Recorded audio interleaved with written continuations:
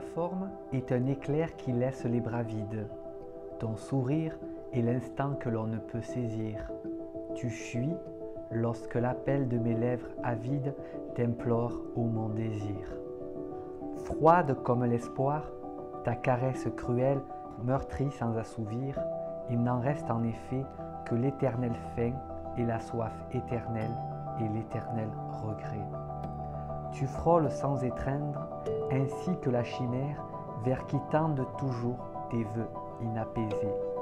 Rien ne vaut ce tourment, ni cette extase amère de tes rares baisers.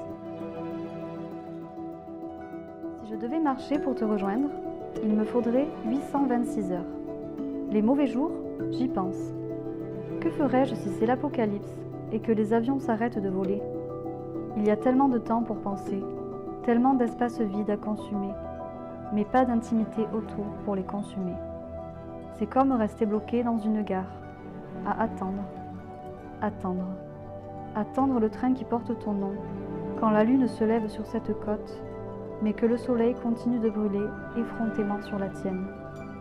Je m'effondre de savoir que même nos ciels sont différents.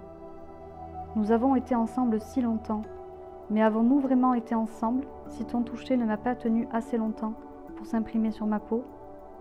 Je fais de mon mieux pour rester présente, mais sans toi, ici, tout le meilleur est seulement médiocre.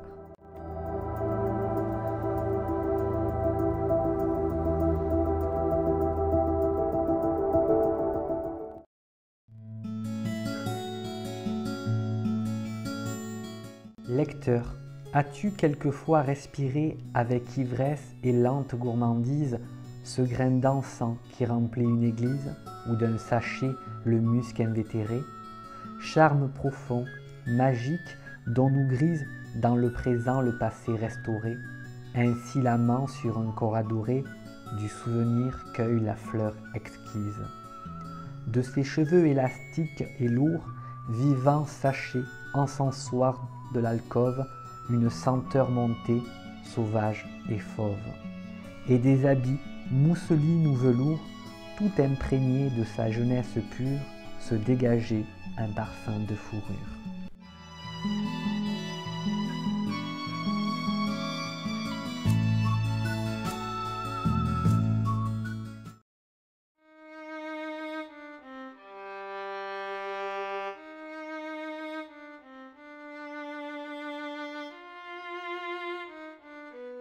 Touché par la chaleur du silence de tes lèvres, je congédie le monde. Je respire par tes mains, je me couvre de tes veines, je te bois. Je deviens soleil rouge. Ton corps est vagabond, trouvant l'asile d'une terre éclose, devenue femme. Je retiens la course à tes hanches, habillée de baisers. Je recouvre mon âme, éveillée à ta source. Tu es mon paysage, mon tempo, ma cadence, mon naufrage et ma rime, ma vague et mon volcan, mon îlot de lumière, ma bouteille à la mer, mon homme argile.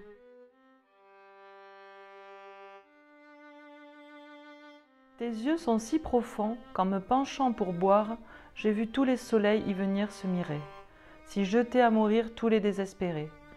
Tes yeux sont si profonds que j'y perds la mémoire. À l'ombre des oiseaux, c'est l'océan troublé. Puis le beau temps soudain se lève et tes yeux changent. L'été taille la nue au tablier des anges. Le ciel n'est jamais bleu comme il l'est sur les blés. Les vents chassent en vain les chagrins de l'azur. Tes yeux, plus clairs que lui lorsqu'une larme y luit, tes yeux rendent jaloux le ciel d'après la pluie. Le verre n'est jamais si bleu qu'à sa brisure. Mère des 7 douleurs, ô lumière mouillée, 7 glaives ont percé le prisme des couleurs. Le jour est plus poignant qui pointe entre les pleurs. L'iris troué de noix, plus bleu d'être endeuillé. Tes yeux dans le malheur ouvrent la double brèche, par où se reproduit le miracle des rois. Lorsque le cœur battant, ils virent tous les trois le manteau de Marie accroché dans la crèche.